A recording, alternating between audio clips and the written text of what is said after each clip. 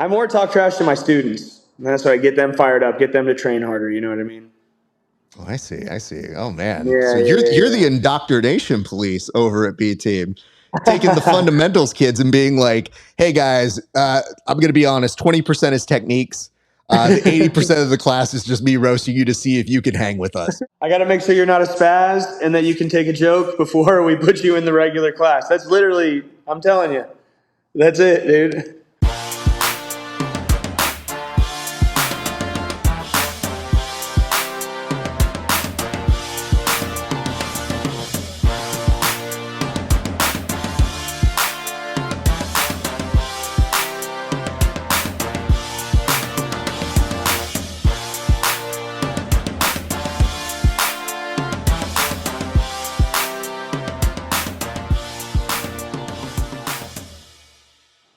What is up, ladies and gents? It is your friendly neighborhood BJJ podcaster, Rafa Esparza, coming to you with another great installment of the Grappling Hour. How are you doing today? No, I got time. Let's talk about you for a second. You been good? The family's good? How's your dad? You good? All right, enough small time banter for you guys. I want to tell you this. I'm very excited about our guest today. Our guest made the very difficult task of making me laugh, which can be difficult because if you see what most people consider funny in jiu-jitsu, it's okay. You know what I mean?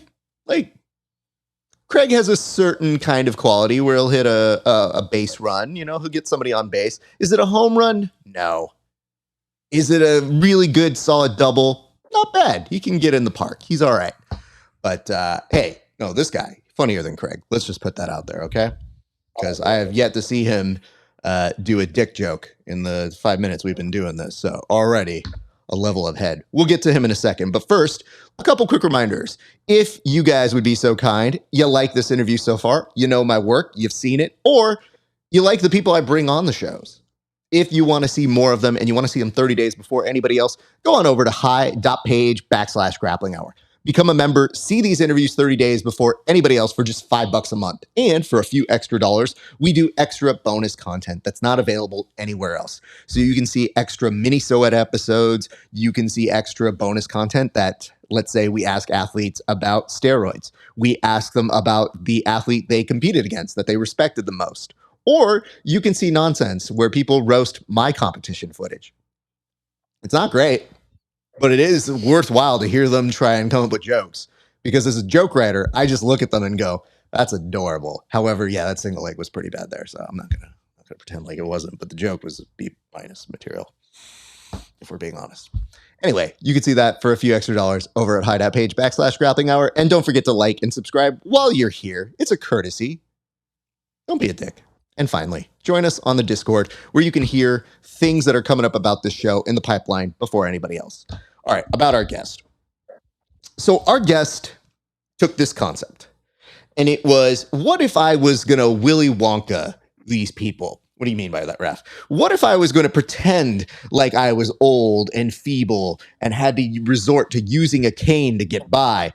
And then I do a somersault and I'm doing pull-ups. And I thought to myself, that's not a bad bit. If you explain it like that, maybe it's so-so. Maybe it's a Craig Jones base hit. No. This is a home run. My man did a full-out promo for one of his upcoming tournament entries at Main Event Jiu-Jitsu, which, by the way, I still don't understand. Main event.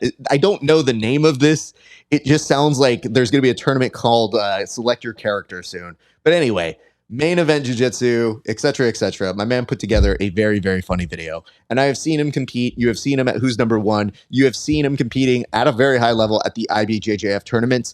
And if you're watching the B Team videos, you probably see him as a regular training partner or adversary, I think I'd like to say it that way, of one Craig Jones. So I thought for the very first time, we would bring on this very funny young man, see what he's all about, hear if he's got any funnier material. But ladies and gentlemen, please welcome for the very first time, one JB Bechtloff. How are you doing, sir? Good. How about you? Very, very well. Okay, so let's get to this name, because if people are looking down here, okay, and they're looking over on your side, they're probably thinking, Bechtloff, or I've heard you pronounced a certain way on other shows. what is happening? Why is it Bechtloff? Because that was not my first guess when I tried to get your name off air. I think that's just the easiest way to say it, but all enunciations are fine with me. Just whatever makes you happy. I think you do what I do, which is I basically respond to anything with an up inflection. So people were like, how do I pronounce your name? And I go, oh, the full name is Raphael. And they go, huh? And I go, Raphael. Yeah. And they go, oh, Raphael. And I go, no. No, Raphael? Still no. So I go, Raph will You'd be suffice. surprised. You'd be surprised how often JB is even like difficult. Get the fuck out. Who is not getting JB right? And how are they messing that? It's like they'll pick any other second letter. It's like it's V or D or P or anything but B, and it's hard. Like if it's loud in there, sometimes it's tough to even get that one out. You know. Well, because you're a man of mystery, I got to figure this out. What is the JB short for? You know, when I hear JB's, that's just it's just my initials. So what's the full name? What's the full name in case I got to yell at you like a mom here? I need to know. Jonathan Paul Bechtloff. Wait, Jonathan? You say Jonathan Paul? Yeah. So where did the B come from? So it's just JB? To be fair, I didn't choose it. I was like a baby when they started calling me that, my parents and close family friends. So like I really didn't have any say in it. They just started calling me that. There was another kid named Jonathan, so I was JB. Boom. Hey, listen, I'm glad we got to the end of that because it's very confusing to me that you have your name that people associate it with you. It's like repeating. So you're basically saying like, hi, my name is John Redundant. What's your last name? Redundant. Yeah, so you don't forget. Yeah, you got to remember, you know?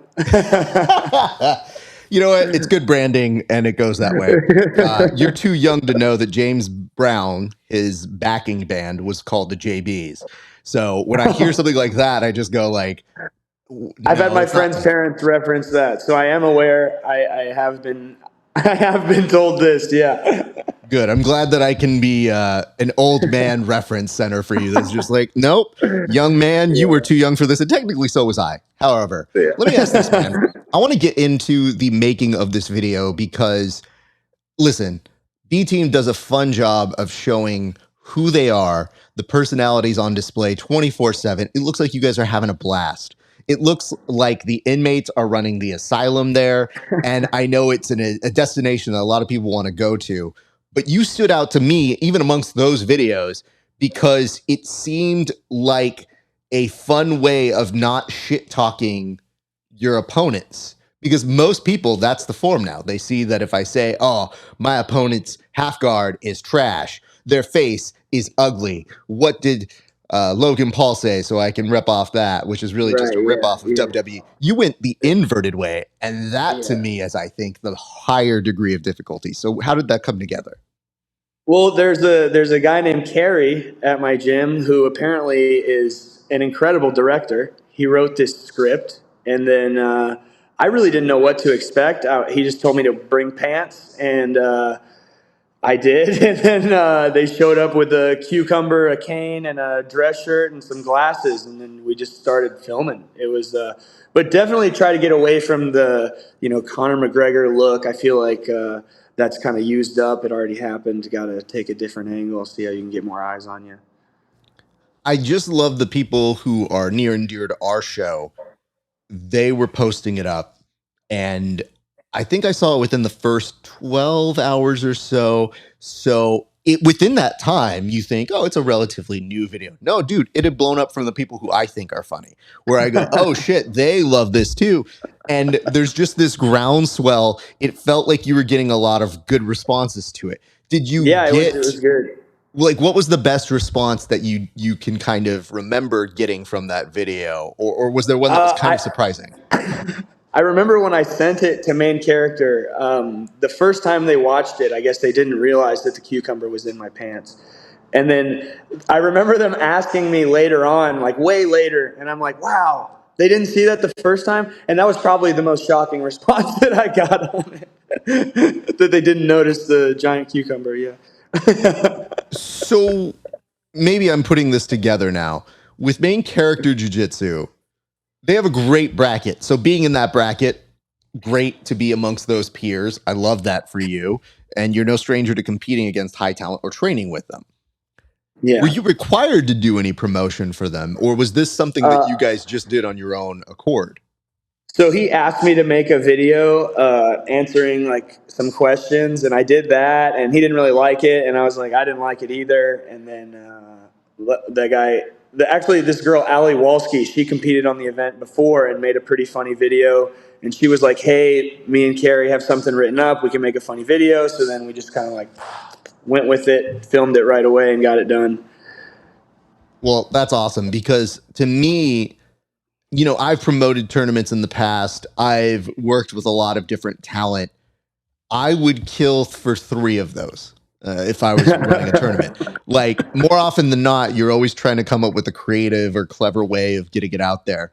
So, Yes. okay, since you didn't write the script, you obviously have contributions. It becomes a collaboration. You're the right game partner. Right, But right. I guess I should ask this, which is, that's somebody's interpretation of you or what you can become. So when you first glance at this script and you look at it and you go, I'm sorry, That's perfect. you imagine me as an old man in this? Like, what was your initial reaction to seeing the script the first time then? To be honest, when I'm in practice, I'm usually chirping, talking trash, and using that old Texas man voice and that kind of persona. So I think people are just kind of accustomed to hearing that, and then that's probably the association that most people that know me would, think the same. So yeah, just kind of, yeah. I was like, this is spot on. When he wrote the script, I was reading it, and I interchanged a few different terms and words and stuff, kind of freestyled a little bit, but like for the most part, he just wrote a really good script. It was super impressive, and I was like, why am I taking matches? Let's just do more funny videos, bro. Jeez. I'm like, what are we doing, you know? I want to point this out to actors, to performers everywhere. That was the perfect answer, because my man was like, you know, I collaborated, obviously, but the script, performed it right as it was on page. Like, if you're a writer and you hear an actor put over your script, all you do is go, I'm going to write this dude the best thing he's ever seen now. I thought that one was good. I'm about to knock his fucking socks off. You got to cite your sources, dude. Got to cite your sources, right? Oh, hey, listen, dude, as a joke writer, if I hear somebody ever gives a credit to my joke, I go, thanks. That's very sweet of you. You've earned a friend, yes. Didn't expect that. But to me, the same thing with meme makers. I have a few people who make memes, and if they don't put their brand or like a little logo on it, I yell at them, because I go, I want to share this now. Like, yeah. I don't want to just take your joke. I want to say who it came from. I don't want to do I found this on the internet. It's like, no. Right. You know, so that's why sometimes Twitter is that perfect thing where I go, look, that's their handle. That's where you can find them. I think this is a funny thought. It's not an endorsement of them as a human, but there you go. I think this is not an joke. endorsement of them as a human. Nope. They might be a scumbag, yeah, but they're funny. Hey, scumbags can write good jokes occasionally. So I think it's very fair to put some distance between that. So they do that for you. Obviously, main character gets back to you. You mentioned that they were surprised that they didn't see it the first time. But what was their overall reaction to getting that kind of a video? Because I'm pretty sure they're getting a lot of these kind of videos where people go, yeah, I can't wait for that event, because like, I'll get to show. I can do this. I'm going to show people that I'm on another level, and that next time, if I get out there, man, these boys, they better work hard and work hard more than me. It's cringe, dude. It's cringe. Yeah, I can't do it. It's tough. I don't like it. This is way better. I like, and they appreciated it for sure. They were super happy about it. Yeah. So I guess this begs the question, because I work out in Hollywood. Anytime something works, there's a sequel. And you already mentioned you're thinking to yourself, well, why don't we just make more videos? Yeah. So when are you guys going to bastardize this franchise to the point where you're going to basically run it into the ground? And now we're like, it's Fast in Space. No, I don't need any of this. Like, how many of these are you guys now planning to do? And is there plans to make more? There's definitely plans to make more. Right now, I'm like super locked in on trials. Me and Nikki Ryan are preparing like really hard, and Jay are preparing, and Ethan everybody except for the people who are going to get invited are preparing really, really hard for that. So it's taking a lot of my time and attention and energy. So after trials, I'll definitely look to get right back out there for some more funny content. Copy that. Craig is not trying hard right now. No, he's definitely doing all the fun stuff right in front of us, eating the food, you know, drinking the soda, doing all the things, you know, sitting out to noon like, I'm good. He's definitely, he's enjoying life right now for sure. I've tried to get this out there, and I think it is more and more true every time I see somebody try to clap back at Craig. But for my money, I think Craig is our sport's Bugs Bunny. And that I think that he basically doesn't have to do a lot other than be like, look at these morons, am I right? Chew a carrot and then just go like, all right, nose beers. And people look at him like it's Rick James, bitch. And all of a sudden you go, you know what, dude? You're winning this war. Because every time I've seen Gordon come after him, I go, dude, I know, Gordon, you beat him, but Craig is going to win the long-term war on this, dude. Yeah, you can't. The thing, like, man, one thing you learn with Craig is like once you start to defend yourself, you've lost. Like you can't defend yourself. You just have to fire right back. Otherwise, he's just gonna do the look at these. You know what I mean? I guess you break enough legs, and then you're funny as well. It works. I think it's self-effacing. And I was explaining this to somebody recently where I go, no, what charmed him with us, and we got along very instantly, was I was just like, oh, dude, he's got a great sense of humor about himself. But I've noticed the proportion of self-deprecation has lowered, and the number of jokes about other people are winning at a 3-to-1 ratio, where I go, this dude ain't saying shit about his leg locks anymore. Now he's just like, hey, can we talk about how Nicky Ryan's fat? Am I right, everybody? My name's Craig Jones. That's all my time. Good day, mate, etc. Yeah, you add the accent and you've got it, dude. That's it.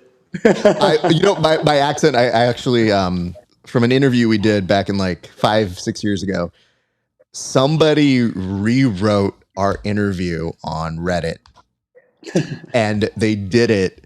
And I sent it to Craig, and he thought it was pretty funny. And I did a bastardized version of a shitty accent.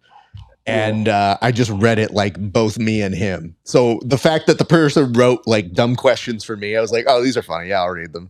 And then I'm reading it as Craig as well. I was like, yeah, the Australian accent isn't my number one. And I do a lot of impressions, but I'm willing to accept that for a dumb video, good enough. I just get tied up with that one between that and like English. I don't differentiate well. Yeah, I think the hard part is you have to be a little more immersed in it. And I just don't have any friends. And the times that I see Craig, you know, sometimes we just go straight to mute. We're just like, all right, we're done here, dude. I got after the 15 seconds. Just show me the physical comedy. All right. Did you basically hit somebody in a Boston Crab, and how'd you do it? What's your entry? Yeah, that's it. But I have people who send me videos of him hitting pro wrestling moves, and I go, he's stealing our shtick. I was like, he's way better than me. He could do the advanced version on people that are very difficult to do. I was like, but we did it first. So, Craig, you can have that one. It's fine. We're just innovators, and you're just somebody who's just taking my work. It's all good. Yeah. JB, I want to ask this because you slid this in here, and I do find it hard to believe, but we've never been in a training session together. But you did slightly mention that you had this character based on a persona that you are like in the gym where you're trash talking. We've been talking this whole time and you seem like nothing but a sweetheart. So where does this trash talk side, this heel persona come from, sir? I think the more time I spend with you, the better I get to know you, and the more we can like train and poke around. I can give more banter. I try to be respectful until there's like that rapport. You know, you don't want to piss somebody off before they know you. I feel like first impressions are big, right? Okay, I'm curious now because if you came and trained or did my fundamentals class, you'd see it for sure. Yeah, it'll come out. All right, I'm curious because I'll tell you this as somebody who writes jokes and works in comedy side of entertainment. Yeah. It's very hard to offend me. So I'd like to see if just sight unseen, you only see me on the camera, if you can take a bat, a swing, what would be the first thing you would roast about me, just based off of the very little that we know about each other, sir? Well, also to be fair, you haven't done anything that makes you roastable right now. You're sitting in a chair. You're looking handsome for the video. You know, everything's like going right. It's not like I didn't see you try a takedown that you've never fucking done and you just eat it. You know what I mean? That makes it easy to chirp at you. Or if somebody catches you or gets the better of you in a scramble, it's easy to chirp. You know. But right now, you're untouchable right now, dude. You're Oh, running the damn. show. You know what? I'm never leaving this room. I'm never gonna interview people in person anymore. I'm just gonna stay right here. They're like, damn, Raph's untouchable in that room, and I'm like, yeah, he's right. This takedown's gonna look real Dude, bad. But behind that mic, yeah, you can't get to his legs, dude. Impossible. I tell people like this. I am open season for you guys to talk about techniques, and I very briefly mentioned that we have a segment on the show where people can roast my competition footage because you guys have highlights. When you get to my age, there's no highlights anymore. It's just who forehead pushed the other old dude better. And, who forehead pushed. I literally told some of my friends who were like, hey, I want to come see you compete. And I'm like, just wait for the photo, dude. You don't. Yeah, just wait for the photo. It's really not that fun, man. I don't know what to tell you. And in the years past, we've had people who are like, yo, why don't you get on a card? Why don't we get you a super fight? And I'm like, I'm negative ratings there. Like, don't waste your time with a match with me. You guys can come to the gym and beat me up all you want. I swear it's way more entertaining. Hey, it wouldn't hurt to lift some weights, huh? Hold on. Wait a minute. Hold on. Is this your first like fadeaway shot that you're trying here? I pump faked first, huh? Understood. I wanted to point this out because you say that like you wrote the bit that made you famous. But all you do on the internet is lift things with your bros. And you'll notice that there's no dialogue in any of those because you're like, oh, jokes are hard to make, but will you love me if I have more swole? So I'm just saying, you can understand how we are similar people. It's just, I don't need to be in person to make fun of you. I just know what I see. Fair enough. But JB, again, the reason why I say this is I think everybody has that kind of, I know you better, I train with you, you're like a brother to me sort of vibe. Right. I just wanted to know, are you the type of person who uses trash talk as a means of, say, passing guard or getting the better of somebody to use the psychological? No. You know who's sneaky but will do that is Jay. Jay will get you. He'll chirp in your ear. Jay, he'll tell you. I'm telling you. I more talk trash to my students. And that's why I get them fired up, get them to train harder. You know what I mean? Oh, I see. Oh, man. Yeah, so you're the indoctrination police over at B Team, taking the fundamentals kids and being like, hey, guys, I'm going to be honest, 20% is techniques. The 80% of the class is just me roasting you to see if you can hang with us. Because if you think I'm roasting you. Come on. I got to make sure you're not a spaz and that you can take a joke before we put you in the regular class. That's literally, I'm telling you. That's it, dude. That's you know what? Every time I tell people, I go, look at those B Team kids. They're shrewd marketers. They're very smart. Turns out, way smarter behind the scenes too. You guys have figured out the right way of making sure that they don't just bring in these innocent people who are just going to get really offended when you're like, yo, your takedowns are so trash, dude. We need to talk about them. Yeah, dude, that's exactly. That's how we talk that's how I talk. It's not even an exaggeration. But like what was happening was like people come in that have never trained and they're weird, and then it was just too much. You know, like if you've trained before and you're weird, we'll give you a shot, but until you like cross the line, and then obviously we're gonna be like, all right, this guy's gotta go. But the fundamentals class really funneled out a lot of that. We get a lot of the guys that they've never trained. What you're going to do Damien's class and learn about outside Ashi? Like, no, we should probably start a little smaller, But yeah, it helped a lot with funneling out the weirdness for sure. Good man. What a great moment. Jiu-jitsu fans can get pretty weird, bro. Especially like international ones. It gets pretty awkward sometimes, What has been the weirdest interaction that you've had with an international fan? Oh man, we had this guy come in, and I won't give too many details just to not like give away. We'll protect the we'll protect him. But yeah, I had a guy slide in my DMs and say some pretty aggressive things, like in a not straight way, and then he also like hit on Declan in the shower area, and we're like, all right, this guy's got to go. This is weird. So that was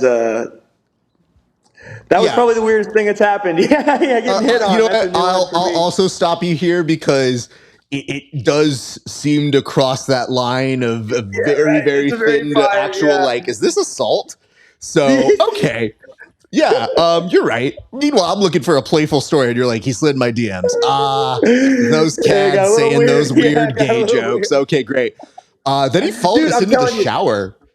Dude, I met this guy. When I met him, I'm wearing the Keep Jiu Jitsu gay rash guard, and I'm wearing tights. So I was like, so he for sure thought from the jump. I was like, damn. Then I had to start monitoring my behavior, and I realized that I just act really gay. I don't know. You walk past your bro, it's like, smack on the butt. It's just, I'm like, man, no wonder. Yeah, I mean, again, this is that interesting line where you do find people and you go, no, gay people, you can come. Totally fine. Just don't be weird and try to make it seem where if no means no, you don't take the no. So it's that doesn't work for everybody. Just everybody get along. Everybody love each other. Don't be dicks. Yeah, to be fair, you hit on a girl, the same thing's going to happen. You know what I mean? Exactly. Like, if you hit on any of the girls that train at the gym, the same thing's going to happen. It's just, it was just a multiple occurrence. Like, because dudes, it's different. I was like, whatever, I'll shake it. But then you hit on Declan too, and then I was like, bye-bye, Yeah, and you do open the idea of he's from a different country. You don't know how it goes. So you don't want to be disrespectful. Maybe he just has a weird way of expressing it. The language doesn't work. But there are very clear signs of like, and no thank you, sir. Yeah, it got weird quick. So we were like, this needs to end. Understood. All right. Well, let's move on before this gets weird and then we get a police report about this dude. I want to ask about this. So you're involved in that main character jiu-jitsu, correct? That's the name of the tournament. I called it main event earlier, and I would apologize, but I feel like it's the same thing. So main character jiu-jitsu, you're a part of this brand, like, new format where they're just kind of they're giving out these people one by one, like they're mystery partners in a tag team match in the WWE. So as you're getting named on those, are you aware of the other people that they're announcing at any given time, or are you finding out like we are whenever they do? I'm finding out. I knew Wojcik was in there because we trained together. Everybody else, I'm just finding out. But I saw Taza and Colvin, and like, I was like, it's going to be a list for sure, Yeah, I mean, the thing about it is you're in good company. So that feels good to be associated with that and to get that opportunity. The other part, if I'm you, I love to do my tape study. I love to know things. So I'm one of those guys if I were competing like you. Yeah. When you see it being announced and you go, Hunter, huh? Fine. It's fine. No, it's good. I like Hunter. Let's see what his game is doing. What is he up to now? Like, I know that there's an element of, oh, they're in this? Yeah. Okay. Good to know. All right. Yeah. So I do keep an eye on people. I do, for sure. Sorry, I didn't mean to cut you off there. No, you weren't cutting me off at all. When you say you keep an eye on people, what does that mean? Well, Hunter, particularly him and like Taza and Ryan Aiken, these guys are at like the top of the game right now. They're doing a lot of the ADCC Opens. I'm studying all these matches. I'm watching what they're doing. I know I keep up with jiu-jitsu. I go to all the comps, whether I'm competing in them or not, just to see what's going on. So I have an idea of how these guys roll. And honestly, this community, everybody's trained together. I haven't trained with Hunter or Taza, but a lot of these guys I've trained with or competed against in the past. So I know a lot of their games pretty well. And I'm fairly confident that there's not much I haven't seen. You know what I mean? Been around for a while. I think you're at one of the few places where you can say that people are really coming to you guys. So you're with the people who people want to come train with. So when that happens, I'm sure, especially at a gym like that, some days you don't know who the hell's going to show up. You go, oh, this person's here. Oh, that's wild. I wouldn't have expected this person's here. So I think that's a whole fun game into itself that maybe on a random Thursday, you know your game's going to get upped because X person is in the room or Y person. So when you just casually mention a Chris Wojcik, I know he's been making the rounds out there, and now he's kind of made that a little bit of a home base. But I saw he was in San Diego this weekend, and I literally gave him shit because I go, hey, bud, you can't make it up 2 hours to beat up some dude who's just hosting a show? All good. It's offensive. I get it. You're just scared of me. It's fine. He looks like he's having some rough travel experiences from his Instagram, but he moved to Austin. He's there. We have Kieran Kachuk visiting as well right now. He's super, super good. Yeah, I had messaged him when he had some travel issues, and I could see he was in a rough place. We're talking about Wojcik or Wojcik? We're talking about Wojcik? Yeah, okay. Yeah, so I saw he had a delay from San Diego flying on back, and I just sent him a note, and I was like, well, looks like that's what you get for not coming to visit me. And he just looked at me, and he just goes, that's fair. Okay. Fine.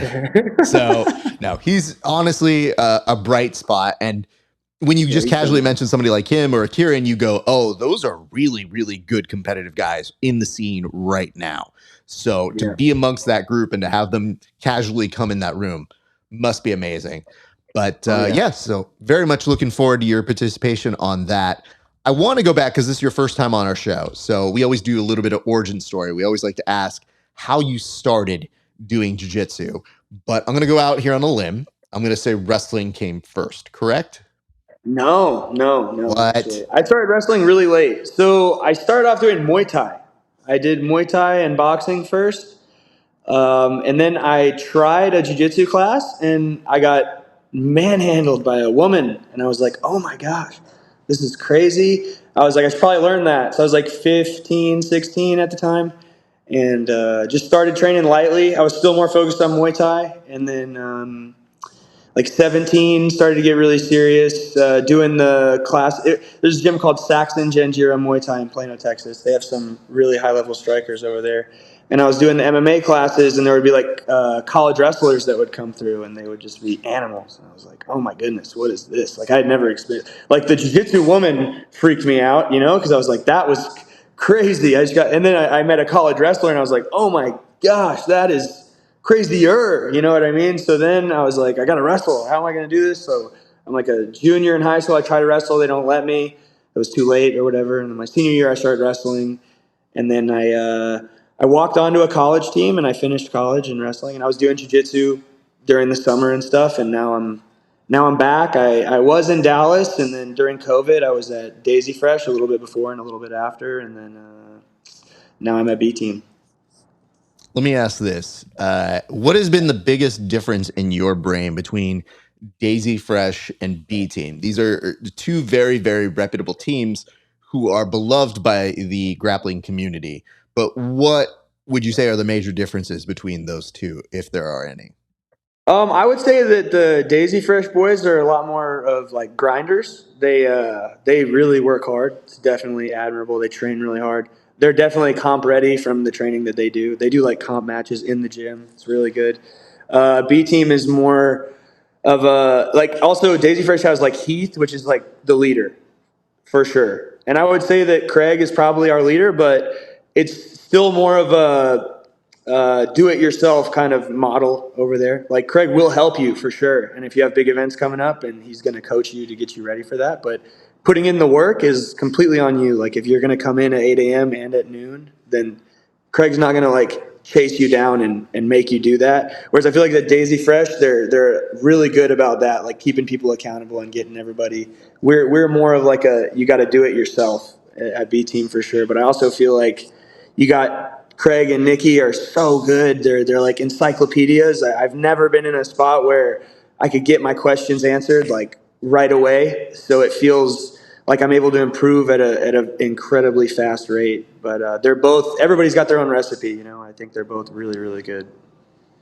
Craig strikes me as somebody who, if he was elected the leader, would try to sit in the crowd and be like, this leader sucks. Am I right?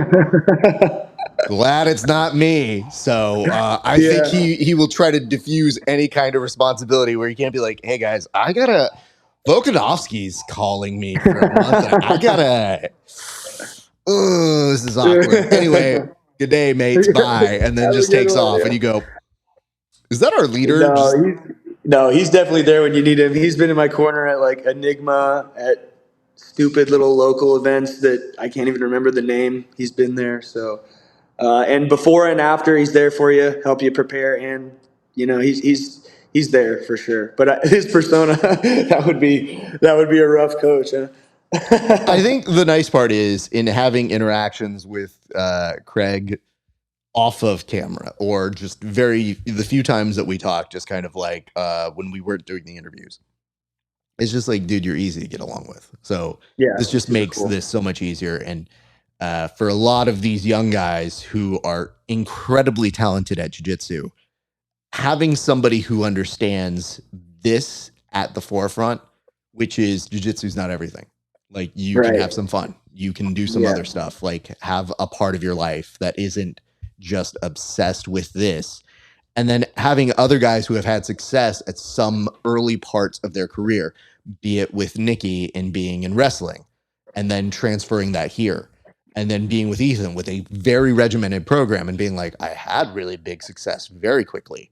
And then, of course, with Nikki Ryan and being like, oh my God, this dude was born being good at jiu-jitsu. Like, that's how long he's been doing it.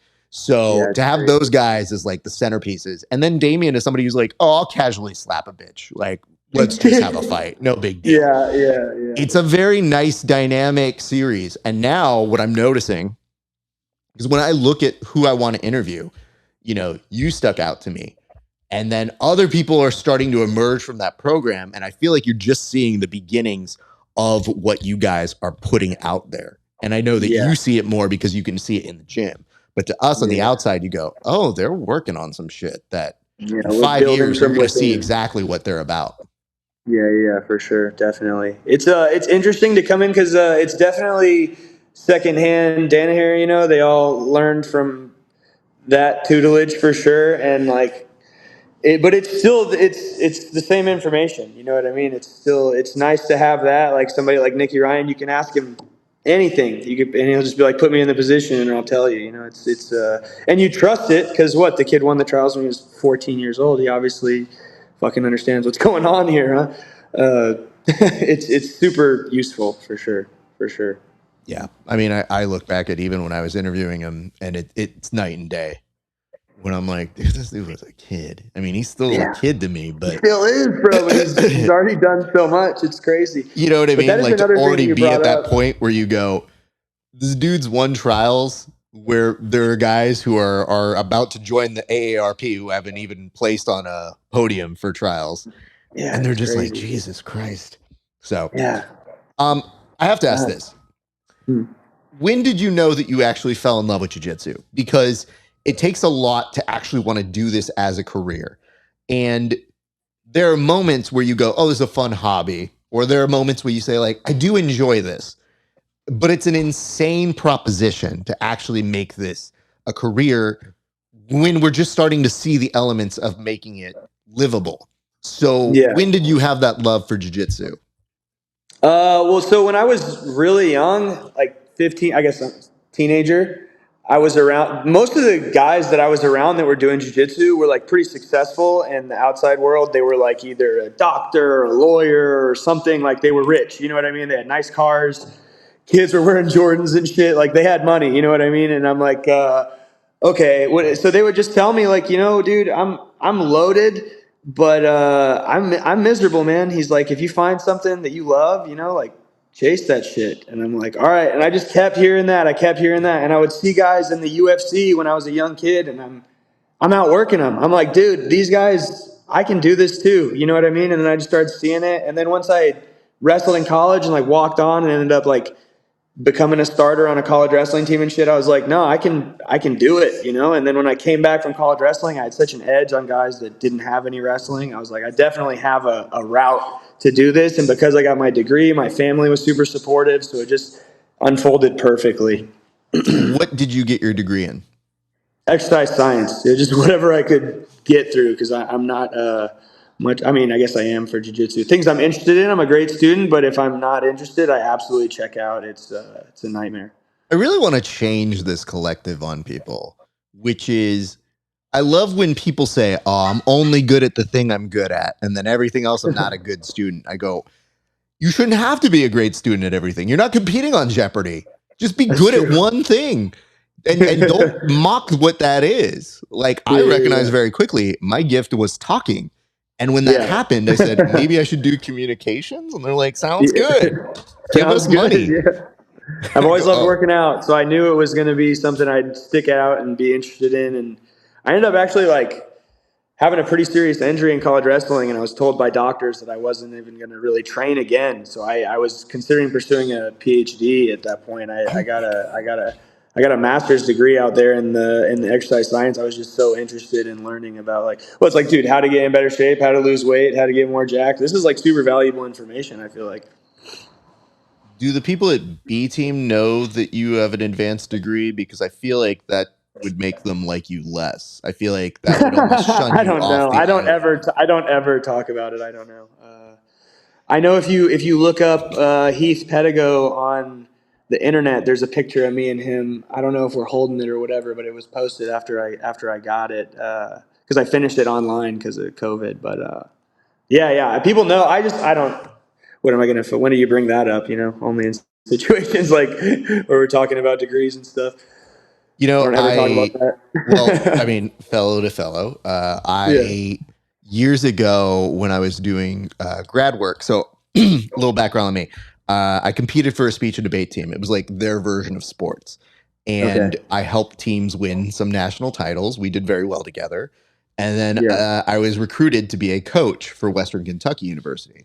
So I moved from Los Angeles to Illinois for a couple of years, helped them win a championship, then went to Kentucky for the Yankees of speech that had a big budget, and we basically were teaching kids how to win championships. Yeah. Well, the offset of that is they give you a grad school experience. So at the time, I was like, well, what am I going to study? And then I looked over, they're like, well, communications. They're like, organizational comm. You'll be the guy people call for really important business things. And I go, that sounds really boring. And you are paying for this.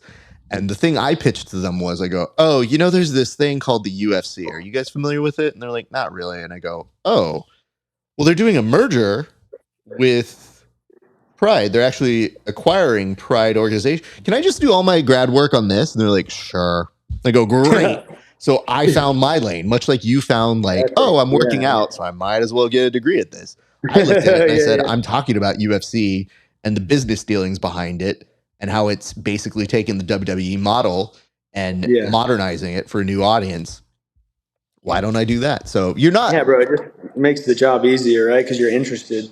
Yeah, but I think the nice part is the misnomer about education is all these people feel like idiots because they didn't have the thing that spoke to them when they were young. So sometimes they get into this narrative, either self-taught or because other people say it, where they're dumb. And you're like, you're not dumb. You just didn't find the thing that excited you. You're not supposed to get excited about geological structures, but they make you take a course so that if there's a natural disaster, maybe you have a general idea what the fuck's happening. So that's it. So when people are explaining, they're like, oh, I wish school would have taught me that. It's like, it probably did. And you probably would have slept through it. So don't blame It's school true. and don't blame yourself. Just figure out what you're passionate about and go do that. Of So course, that's, of course. I lucked out finding that early for sure. and you should. It's rare. It's rare. You see that one kid in the kids class that's like actually committed amongst the other kids. They're like, "What's that?" You know what I mean? It's like it's a rare thing. It's cool to see.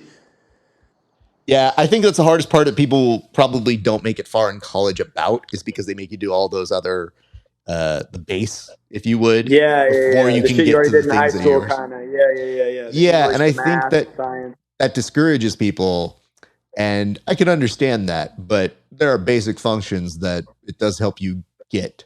So yeah, every time I hear somebody expose something deep on college, or like, you know, these college guys, I go, you know what, dude, if you didn't go to college, nobody should judge you, but Yeah, it's not. don't bastardize it like it's this Yeah, bad don't shit thing. on my degree. You know what I mean? Yeah, Yeah. like, come on, bro. Yeah, So I it's a love. piece of paper, sure, but it says that I show up on time and I meet deadlines and I can pass a test. You know what I mean? It's like it's a valuable piece of paper. You know what I mean? It's consistency. You know, it's a seat at the table. I feel like for sure. But if you don't have it, it's not the end of the world. Yeah, yeah. And I just tell people, I'm like, listen, dude, I'm rooting for you to do whatever you do to get through and make money. But it did give me a lot of these things, which I can't deny. So Yeah. I don't know, man. I just love hearing people go off on it and just being like, oh no, they're gonna do the whole college bit now. All right. Yeah, I'm surprised Um, people don't give it a shot. I feel like it's an extension of your childhood. You get to like be a kid a little longer as opposed to just getting a job right away. But whatever floats your boat, you know. I would tell you this: if you have a path that you don't think involves college and you're really passionate about it, try it. Like, absolutely go through it. There's a lot of people who don't know what they're doing. And some people go to the military, that's fine too. Some people go to college, that's fine as well. Whatever your path is, just try to do something, Right. because whatever you chose is probably not going to be the final thing. Very few people get that final thing on the first shot. You're supposed to have Oh trial and errors so that you can learn, like, well, I learned welding isn't for me. Stock trading it is. Like, yeah. whatever your passion or your specialization is. And there are some dudes who I knew in high school that they loved cars and that became their thing. And then they Yeah. do amazing work and detail on cars. You don't have to go to college. You could start your Nah. business and be an entrepreneur now. So, like, whatever it is, try your passion, do your thing, and see what happens. So Yeah. I've been College will a always big be here. proponent of, hey man, if you're a young kid and you have some direction, it behooves you to learn now and screw up early where it doesn't matter as much. No, totally, dude. Totally. I All agree. right, let me ask this, because I want to get something on record. I didn't wrestle when I was growing up, but I'm always interested to hear what you find is the best advice for people who make that transition, because it sounded like you did have some success when you were wrestling in both high school and college, and obviously now you're finding some success in jiu-jitsu. So what is the best advice you give to those people who make that transition? Like from wrestling to jiu-jitsu or to dude, I think a lot of like a high level wrestler is able to move in ways that somebody that's not a high level wrestler probably can't move. Like if you look at the way like Jay and Nick Rod move, we have another guy named Josh Weiland at our gym who's a super good mover. He wrestled at Virginia Tech. They come in with this superior foundation to someone who, even if they're like a black belt level at jiu-jitsu, uh, maybe they don't have that level of athleticism, and these wrestlers can come in and they already have an advantage. So it's a crazy thing. The biggest thing I feel like for wrestlers is the ego, right? Like in the wrestling training room, they're like do anything before they give a takedown, and sometimes it's hard for them to differentiate. Like, oh, I need to tap, or I'm going to get injured, and it's not a bad thing that I tapped. I just need to. The mistake was already made. You know what I mean? So I think for a high level wrestler coming into jiu-jitsu, just tap and ask questions. You know, like you're already so close. You know, just don't get injured. Learn some fundamentals, and you're gonna do really well, I think. I think that's some great insight. I always tell people this: the one thing that I love about when we get wrestlers who come to do jujitsu is I go, I think it's similar in that college degree sort of thing where I go, them showing up here tells me they're going to be people. If you ask them to drill, they're going to do it. Like, they have a certain regimen that they're used to. So they're not going to like talk back to you and be like, bullshit. You go, all right. Yeah, the Once they culture's know a better, lot they'll, different. yeah, once they know better and they're like, oh, that move is bullshit, I don't like it, they'll still do it. Yeah, yeah, But yeah, yeah. when they start off, they're going to be this mold of clay that you go, oh, all right, great. They're going to work their ass off. The hard part Yeah. is then me coming up to them sometimes and going like, hey, bud, we're going to go 50%. Yeah, that's And that one speed. Yeah, and they look at me and they're like, no. And I go, okay, then I'm just going to keep injuring you because I'm not going to get injured. And they go, right. oh. And I go, here's what I promise you. So I usually make this little deal with them. I go 50%, and then in a year I'll unleash you. Because if you give me time to work on your technique, you're going to be pretty unbeatable in certain ways if you have that special wrestling skill. So that's Yeah. usually the deal I try to broker with them. I'm like, let me work on the technique and then I'll unleash you at full power. But like, Yeah, yeah, yeah. you just going insane is not going to teach you certain things that are going to help you in the long term, and more than likely are going to make you exposed to somebody old like me who can still figure out how to break you down. Like, I want to teach you the tricks, and then do you use your athleticism? Yeah. Well, ultimately, if you don't like try new moves, you're going to keep showing up to war with the same weapons. You're with your sword and shield. People are going to start showing up with ARs and shit. You're going to get bombed. You got to like, you gotta try new stuff. You're gonna lose sometimes. That's the hardest part for wrestlers. I feel like they have this culture in wrestling of like it's just a little bit different. But I do feel like that's starting to even change. If you look at like all the success that Penn State is having, it seems like they have a different culture than most of these other teams. They don't seem nearly as burned out or like injured as they do really well at the national tournament, which is at the end of the season. You know what I mean? So they're definitely figuring something out over there. And I think B team is similar to that in a lot of ways. We're trying to not burn the wick at both ends. There's more to life. You can still have success in jiu-jitsu and like, enjoy a rest day every once in a while. You know what I mean? Like it's not the end of the world. Well, that's awesome. And I appreciate you giving that comparison because that's something I wouldn't necessarily know to make with the wrestling to the jiu-jitsu comparison because, you see these wrestling programs and they're all mythical to us jiu-jitsu nerds because you go like, I don't understand it, but it looks awesome when you see it happen. You go, oh, this team's very good.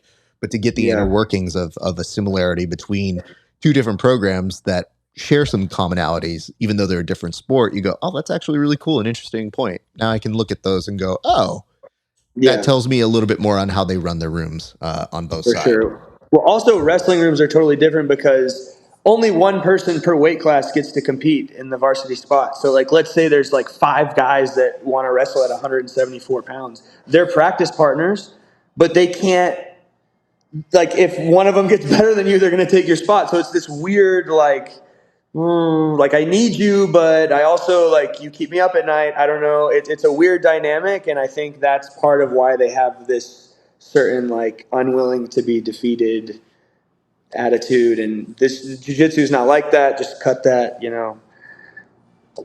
take care of everybody. Good for you. I'm very clear though about when I'm training with people where I'm like, I will murder you in your sleep. And there's not any real reason to it. It's just maybe like reminding them like, I know how to cheat better than you. So it's not going to be easy. Let me ask this, JB. I want to put a bookmark here because I think, in watching what you've been doing, you've been putting some consistency together. I really like your approach. I appreciate the fact that you can be such a good training partner for these guys that are hard to match up with. So you being a big resource for B team has shown not just through being an instructor, but also by being this guy that they need, like with that skill set so that they can get those good rounds that keep them at the top of their game. So you play a major part in that for Craig and Nikki and Damon. Do you guys figure out a different way to do Nikki? Is it just Ryan or is it Rod? Like how does that work? Because even if you just say Nikki Rod, I call Nick Rod big guy usually, and when I greet Nikki, it's usually some derogatory term. So it's it's like calling him something very rude, something I don't know. Inappropriate, yeah. Interesting. All right. I'm learning more and more about you guys as we go. And it's not far off from probably what I thought it was. There's just times when like you just don't talk. Like Nick Rod isn't nearly as sometimes he's not very communicable. Like he's standing there and you're aware, you're like, all right, he's not gonna respond right now. Like we probably shouldn't talk to Nick Rod right now. Like sometimes he's in the fucking zone, and it's like what's up, bud? Fist bump, you don't really say anything. Nicky Ryan, you can always be like, like what are you you're throwing air punches, you know what I mean? You're like, hey, come here. And again, I think it's because I have seen this kid for so many years now and that I have watched him grow up in ways. And I think it's funny you mentioned trials because afterwards, I remembered I made a joke and I remembered he was like 17. So I was talking about like, I think I made like a cocaine joke or something. And I just remember being like, what the fuck am I doing? I go up to his mom who was there and I was like, I'm so sorry. It was the joke that you're making. Like, what are you going to do for celebration? You make it absurd. Like what? Cocaine or, like something like I'm saying I'm going to do it or something. And I just remembered she looked at me and she goes, Rap, it's totally fine. Like, I don't give a fuck. And I go, right. I know. I want to make sure that I'm not being disrespectful. And they knew at the time, like, you could go back and look at that. So between me taking his medal and me like telling all these jokes, I'm like, damn, dude, like, especially on-site interviews, I definitely went for it. And now I see everybody coming up and I see like Craig putting his crotch in his face and I go, yeah, what I did was fucking kids play comparatively. I'm fine. You got this thick skin. But he's one though, like for sure. You definitely want to like I don't know. You need the rapport, right? Without rapport, you can offend anybody, of course, right? But like for generally speaking, I feel like Nicky's pretty good about the banter as well. Yes, and Nicky Rod, similar but different in the sense that something you say isn't going to phase him, so I can consistently throw steroid accusations at him because I'm not putting up posts being like, this dude's on the sauce. You just go like, hey man, you look like you're on steroids. Let's just be honest. You know what I mean? It's a freak of nature. It is what it is. Yeah. In one of the interviews I did with him, he was behind there's like a glass window behind him. Yeah. And, of course, shirt off doing the interview. And I'm like, what the fuck? All right. So I just look at him and I go, that sounds great. Hey, Nicky. And there's like a sound that happens. I was like, you look behind you, man. I just want to let you know. And he's like, what's up? And he looks behind him. I was like, yeah, that's just USADA behind the door, man. I just want to let you know and give you a heads up. And he comes back at me and he goes, that's a good one. I go, I know. You don't need to tell me. I know it's good.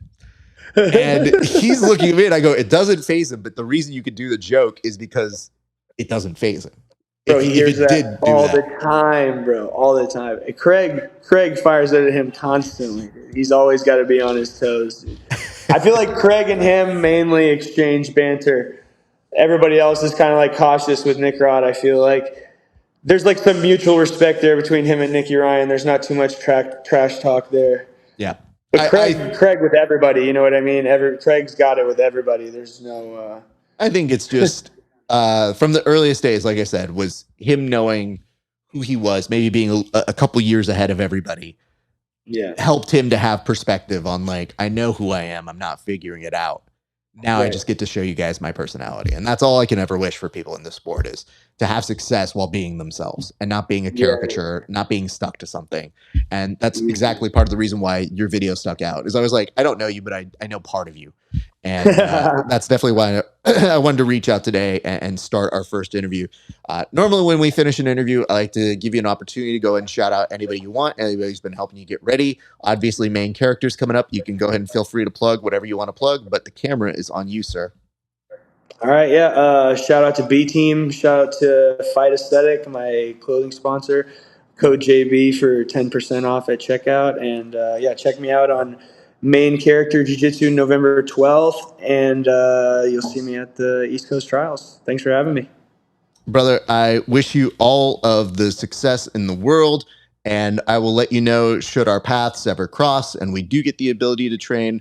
I will have jokes at the ready for you. So for sure. That way you are well prepared and you're like, this jiu-jitsu's not great, but some of these jokes aren't bad. But he's funny. Yeah, he's got good jokes. Well, I tell people, I'm like, don't expect anything great on the jiu-jitsu front, but the jokes will at least be biting and at least enough where you might second guess a couple of the decisions you made that day. So just be advised for what you're wearing. Just remember you had long hair once and you don't now for some reason, Rogaine. But everybody has their things that they do. And I very much appreciate your time. I'm going to say bye to you off air in a second here, but I'm going to close this up. My thanks to you, JB. You're good people. Keep up the good work, sir. Thanks, bro. Appreciate it. You too. Thanks for having me. All right, you guys. Is about to do it for us here on the show. A couple quick reminders. If you guys want to support us, do us a solid. Go over to HY.PAGE /GRAPPLINGHOUR. $5 a month. See these interviews 30 days before anybody else. You guys want to see these things. Trust me, because we get all the big names. And JB, see, that's how you do a joke, guys. You kind of like, you don't want to give away all the secret sauce on this one. I want to tell you guys, HY.PAGE /GRAPPLINGHOUR, $5 a month. And for a few extra dollars, you can see some cool technique breakdowns. Maybe we'll actually have JB do a roast Raph version of him insulting my competition footage. Because now I want to see if he's actually funny. Like, he's obviously good at jiu-jitsu, but now I want to see if he can actually do a good joke about me going through a table. Yeah, that happened. But you got to pay to see it. I'm not giving you guys that for free. All right. And as a reminder, like, share, and subscribe. If you made it all the way through this interview and you didn't leave a comment in the comment section, first of all, rude. Second of all, it's pretty easy. And why don't you just do this? Why don't you tell us on a scale of 0 to 10, how many steroids do you think Craig Jones is on? See, reverse it. Now you're playing with power here. So put that in the comment section. Last thing, join us on the Discord, the Grappling Hour. You guys know the deal. It's been a great day for grappling. We'll see you back on the mats.